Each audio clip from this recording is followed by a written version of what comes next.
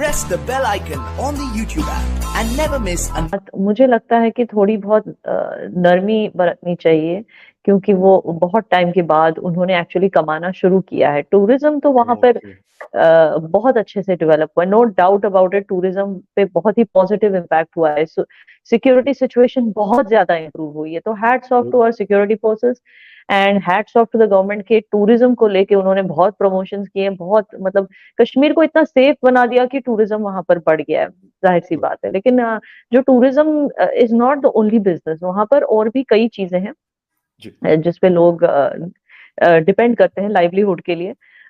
मैं कहूंगी कि गवर्नमेंट ने बहुत कोशिशें की, लेकिन जो है एफर्ट्स अभी तक दिखे नहीं, because employment is still a very big challenge over there. अब आप देखिए कि जो लोग सैफरन ग्रोइंग में मुलविस थे उनको भी बहुत। सभी को जय हिंद दोस्तों, आप सभी का हार्दिक स्वागत है जय हिंद रिएक्शंस पे। तो आज हम आपके लिए एक बहुत ही स्पेशल और एक लेटेस्ट वीडियो लेकर आए हैं जिसमें आप देखेंगे पाकिस्तान के मशहूर पत्रकार फकर यूसुफजई को और उनकी स्पेशल गेस्ट होंगी भारत की बेटी कश्मीर से याना मीर, जो कि बात करेंगी भारत और पाकिस्तान पे और खासकर कश्मीर में जो डेवलपमेंट की है भारत सरकार ने उस पर वो खासी रोशनी डालेंगी। तो ये वीडियो बहुत ही जबरदस्त होगी, आपको बहुत कुछ जानने को मिलेगा और बहुत मजा आएगा। तो इसे अंत तक देखें और चैनल पे नए हैं तो चैनल को सब्सक्राइब कर दें ताकि हम आपके लिए ऐसे इंपॉर्टेंट और लेटेस्ट वीडियोस लाते रहें। तो चलिए साथ मिलकर ये वीडियो देखते हैं। जय हिंद, जय भारत। फायदा हुआ है इस साल, highest amount of saffron grow हुआ है। तो हाँ, पिछले साल थोड़ा कम हो गया था, लेकिन क्योंकि नेशनल सैफरन मिशन में गवर्नमेंट ने बहुत इन्वेस्ट किया है। फिर आप सेरिकल्चर को लीजिए, हनी प्रोडक्शन, बहुत सारी चीजों में गवर्नमेंट धीरे धीरे करके, और फिर जो हमारी जो हैंडीक्राफ्ट्स हैं उन पर भी बहुत जोर दिया है, उनके एक्सपोर्ट्स पर, उन जीआई टैगिंग पर, बहुत सारी चीजें गवर्नमेंट ने की है। And hats off to the government की उनकी कोशिशें रंग ला रही हैं। But I don't know why वहां पे फिर भी प्राइवेट सेक्टर ठीक से डेवलप नहीं है। जॉब्स की अभी भी कमी है, वेज रेगुलराइजेशन अभी तक नहीं हुआ है। हाँ, तो इन्फ्लेशन के हिसाब से जो वेज लेवल है, जो सैलरीज हैं, वो बहुत कम है। बहुत सारे एम्प्लॉयज की जो है उनको रिट्रेंच किया जा रहा है, ले ऑफ्स बहुत हो रही है, इवन गवर्नमेंट डिपार्टमेंट्स में भी। तो ऐसी कुछ चीजें हैं जो देखी गई हैं जिसकी वजह से एम्प्लॉयमेंट जो है अभी तक बहुत बड़ा चैलेंज है। बट आई एम श्योर अभी तक जिस तरह से गवर्नमेंट ने जो स्कीम्स लाई हैं धीरे धीरे करके, पहले टूरिज्म वालों को अच्छे से सेटल किया, फिर उसके बाद सैफरन वालों को, हैंडीक्राफ्ट्स वालों को, हर एक को ऑर्डर्स देखिए। आप दिवाली में देखिए कितने ऑर्डर्स मिल रहे हैं वहां पर इको फ्रेंडली दिए बनाने की, लोगों को, लोकल्स को, लोकल जो कुम्हार है, पॉटर्स हैं, उनको ऑर्डर्स जा रहे हैं कि वो दिवाली के दिए इस साल जो है इंडिया भर में मेड इन कश्मीर आए हैं, कश्मीर से बन के आए हैं। तो ये बहुत अच्छी बात है। सो धीरे धीरे गवर्नमेंट पूरी कोशिश, आपको तो पता ही है एमओयूज भी साइन हुए हैं यूएई वगैरह फॉरेन इन्वेस्टर्स से, लेकिन अभी तक वो इन्वेस्टमेंट्स अभी तक पोर होने लगे हैं या नहीं, इसका कोई हमें पता है नहीं। क्योंकि अगर वो इन्वेस्टमेंट्स आने शुरू हो जाते तो एम्प्लॉयमेंट भी बढ़ जाती। बट अभी तक एम्प्लॉयमेंट को लेके कोई आगे बात बढ़ी नहीं है। जी अच्छा, या ना एक तो सिक्योरिटी के हवाले से आप कह रहे हैं कि काफ़ी बेहतरी आई है और यकीन किसी भी एरिया में या किसी भी कंट्री में जब सिक्योरिटी सिचुएशन बेहतर होती है तो फिर उसके साथ इकोनॉमिक जो चीज़ें होती हैं वो ऑटोमेटिकली स्टार्ट होना शुरू हो जाती है। इवन इंफ्रास्ट्रक्चर भी एक इम्पोर्टेंट पॉइंट है, और बहुत वो भी मैं ज़रूरी। आपको बता दूं कि इंफ्रास्ट्रक्चर भी वहां पे फर्स्ट क्लास बनता जा रहा है। अभी नया एक वायरडक्ट बना है जम्मू रामबन, कश्मीर का को जो कनेक्ट करता है वहां पर। रामबन के आसपास जो ट्रैफिक होती थी वो बहुत कम होने की अब गुंजाइश है। और अब लोग जो हैं जम्मू से कश्मीर और कश्मीर से जम्मू को ट्रैवल टाइम बहुत कम हो गया है। तो बहुत ऐसी चीजें हैं जो इन्होंने की है।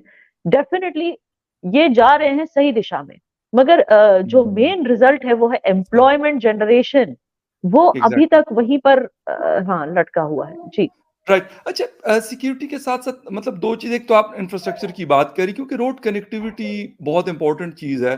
जब पाकिस्तान में मोटरवेज नहीं थी तो ट्रेवलिंग और तरह से होती थी, लेकिन अब मोटरवेज हम्म बनी है जिसकी वजह से लोगों के पास अब कराची मतलब अपनी गाड़ियां लोग लेके चले जाते हैं। हालांकि एक सेक्शन 400 किलोमीटर का भी कंप्लीट भी नहीं है, उसके बगैर है, पुरानी रोड पे ट्रेवल करते हैं लोग। चलिए, आप रोड की बात छोड़िए, आप मुझे बताइए पाकिस्तान में रेलवेज का क्या हाल है, क्योंकि मैं बुरा आपको ये हाल। भी बता दूं कि मैं अब कि आप यकीन करें कि जम्मू और रेलवे कश्मीर जो है, जी मैं आपको बता दूं कि विस्टाडोम कोच भी बनी है। शायद जबरदस्त। मैं आपके व्यूअर्स को बता दूं, आपके चैनल के वसादत से, जी। विस्टाडोम कोच जैसे आपको स्विट्जरलैंड और यूरोप में देखने को मिलेगी, उस तरह बिल्कुल की ट्रेन बिल्कुल बनी है विद अ जी। ग्लास रूफ, जिससे आप खूबसूरत मुनाजिर का लुत्फ भी उठा सकते हैं, and at the same time एक ट्रैवल एक्सपीरियंस, आपकी कनेक्टिविटी भी बढ़ गई। और बिल्कुल। मतलब बहुत सारी चीजें, इवन पिलग्रिमेज के लिए उन्होंने बहुत सारी चीजें आसान कर दी, जो अमरनाथ और बिल्कुल वो सब जो बिल्कुल। पिलग्रिमेज के लिए आते हैं लोग, उनके लिए भी। तो definitely government is going in the right direction. I am still confused कि क्यों वहां पर अभी तक एम्प्लॉयमेंट, क्यों एक मुद्दा अभी तक लिंगर हो रहा है। जी, आप अच्छा पाकिस्तान का कुछ बता रहे थे, अच्छा, बताइए, मैं कंटिन्यू कीजिए। बिल्कुल आपको रेलवे का बता रहा था कि रेलवे के हवाले से हमारे बड़े कंसर्न है। अभी लास्ट में जहाँ से सीपेक का रूट गुजर रहा है, मानसहरा और ये फिर गिलगित बल्तिस्तान की तरफ एक रोड जाता है, तो एक इलाके में मैं गया, मेरे फादर मेरे साथ थे, मैंने उनको कहा, मैं कहा बाबा, अंग्रेज यहाँ पे 200 साल पहले रेलवे ट्रैक लेके आया, उसको हम 1 इंच नहीं बढ़ा सके, बल्कि उसको हमने एब्सोल्युटली। कम किया है, बढ़ाया नहीं है। लेकिन आप लोगों जिस वक्त, क्योंकि 1947 में पार्टीशन हुई, कहते कि इंडिया के पास पाकिस्तान से कम रेलवे ट्रैक्स थी, अब शायद 3 टाइम या 4 टाइम ज्यादा आप लोगों ने कर दी। तो इस हवाले से मुझे मतलब समझ नहीं है, हमारा ML1 प्रोजेक्ट है जो $10 अरब उसके ऊपर लगेंगे, अभी भी उसके ऊपर मीटिंग्स, हर हफ्ते मीटिंग हो रही होती है कि पेशावर से कराची तक हम इस रेलवे ट्रैक को प्रॉपर तरीके से बनाएंगे कि इस पे स्पीड अप हो। यानी इस वक्त भी हमारी एवरेज स्पीड 80 किलोमीटर है रेलवे की। तो उस हवाले से मतलब अगर कश्मीर में है रेलवे और फास्ट ट्रैक मतलब ट्रेन वहां पे मौजूद है, तो मुझे तो उसकी खुशी हो रही है कि आप लोगों के पास है, लेकिन मुझे इसका अफसोस हो रहा है कि हम मिस कर रहे हैं इन चीजों को। जी, जी। तो ये एक चीज़ है, डेवलपमेंट को लेके कोशिशों को लेके कोई कमी नहीं है गवर्नमेंट की तरफ से। जी। जबरदस्त अच्छा, या ना एक आपने अनएम्प्लॉयमेंट की बात की, लोग सुना है कि एजुकेशन भी लोगों के पास है अच्छी, मतलब लोग पढ़े लिखे हैं। क्या बाकी स्टेट्स में जाते हैं, जिस तरह मुंबई चले गए या बेंगलुरु चले गए या न्यू दिल्ली चले गए जॉब्स के सिलसिले में, ये सिलसिला भी है, या मतलब लोग कहते हैं कि यार हमें यहाँ लोकली जॉब्स अवेलेबल होंगी तो हम हमारे लिए ज्यादा अच्छा है कि घर भी करीब है और जॉब भी करीब है, तो जाहिर बात है कि कोई कश्मीरी नहीं चाहेगा कि वो अपनी जन्मभूमि छोड़ के कहीं और जाके काम करे, क्यों क्यों उसको जाने की जरूरत पड़े। हम्म तो हाँ, एजुकेशन लेवल कश्मीर का is one of the highest in the country. Literacy level बहुत हाई है कश्मीर में। तो वो बात भी नहीं है, और गवर्नमेंट स्कूल्स की जो पहले हालत हुआ करती थी, आजकल वैसे नहीं है। उसको बनाकर अब बहुत उसको अपग्रेड किया गया है, बहुत सारी चीजें की गई हैं। नई आपको तो पता ही होगा, नई कॉलेजेस यूनिवर्सिटीज भी खुल रही हैं कश्मीर में। तो मुझे भी समझ नहीं आ रहा कि why is employment a problem, because literacy is definitely, लेकिन ऐसे सुनने को मिला है कि गवर्नमेंट जो है, जो रोड्स के कॉन्ट्रैक्ट्स वगैरह हैं, वो स्टेट के बाहर के लोगों को दिए जा रहे हैं, कॉन्ट्रैक्टिंग कंपनीज को दी जा रही हैं। राइट। इंजीनियर्स भी स्टेट के बाहर से लाए जा रहे हैं। ये एक रीजन हो सकता है, और मुझे नहीं पता कि गवर्नमेंट ने ऐसा डिसीजन क्यों लिया। क्या सोच कर लिया कि बाहर से कॉन्ट्रैक्टर्स को लाना चाहिए, बाहर से इंजीनियर्स को लाना चाहिए, बिकॉज ये एक रीजन है जिसकी वजह से एम्प्लॉयमेंट इम्पैक्ट होती है। जी। राइट। अच्छा, यहाँ ना एक चीज सिक्योरिटी के हवाले से, आजकल पाकिस्तान के अंदर बहुत ज्यादा जो लश्कर के लोग हैं, मतलब लास्ट अगर 1 साल को हम देखें तो मुख्तलिफ शहरों में उनके लोग टारगेट हो रहे हैं। और कोई कहता है जी ये आपस में एक दूसरे को मार रहे हैं, कोई कहता है कि पाकिस्तान की आईएसआई शायद ये ऑपरेट कर रही है, कोई कहता है ये रॉ ऑपरेट कर रहा है। तो वहां पे मतलब इस तरह की सिचुएशन के बाद वहां सिक्योरिटी सिचुएशन पे कोई इम्पैक्ट पड़ा है, मतलब पॉजिटिव इम्पैक्ट की मैं बात कर रहा हूँ। नहीं, सिक्योरिटी सिचुएशन पे पॉजिटिव इम्पैक्ट काफी पहले ही पड़ गया था। तभी तो टूरिज्म इतना सर चढ़ के दिख रहा है आपको, मतलब सही। इतना परवाज पे है टूरिज्म, क्योंकि वहां लोग अब सेफ फील करते हैं ट्रैवल करने में। हम्म और जीडीपी भी बढ़ रही है, वहां का प्रोडक्शन बढ़ रहा है, जैसे मैंने आपको कहा, सैफरन बढ़ रहा है, एप्पल्स बढ़ रहे हैं, सारी चीजें वहां पर बढ़ रही है, प्रोडक्शन बढ़ रहा है। तो डेफिनेटली ये हो रहा है, और इसका यही रीजन है कि वहां पे सिक्योरिटी सिचुएशन इम्प्रूव हो गई। तभी तो लोग घरों के बाहर आ रहे हैं, छुप के नहीं बैठे हैं, काम कर रहे हैं। जितने भी एम्प्लॉयड हैं वो काम कर रहे हैं खुले में आकर। दुकानें आजकल हड़ताल की वजह से बंद नहीं होती, जैसे पहले गिलानी साहब के जमाने में हड़तालें होती थी हर दूसरे तीसरे दिन, वो सब बंद हो गया। सो डेफिनेटली बहुत security situation has been very positively and very greatly impacted, and I'm very very happy about this, the performance of our security forces. Hats off.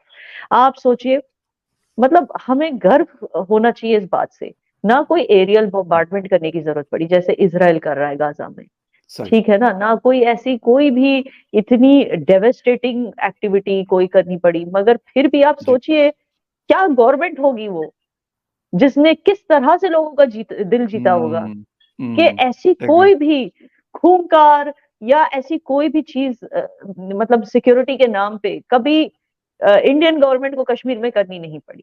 और डिस्पाइट द फैक्ट यहाँ इतने टेररिस्ट थे, इतने infiltration थे, वो infiltrate होके आते थे हमारे गांव में, हमारे लोगों के बीच में बसते थे, खुद को कहते थे बड़े आए, खुद को कहते थे कि हम कश्मीरी है, हम कश्मीर की आजादी के लिए लड़ रहे हैं। हम सबको पता है वो कहाँ से आए थे और क्यों लड़ रहे थे।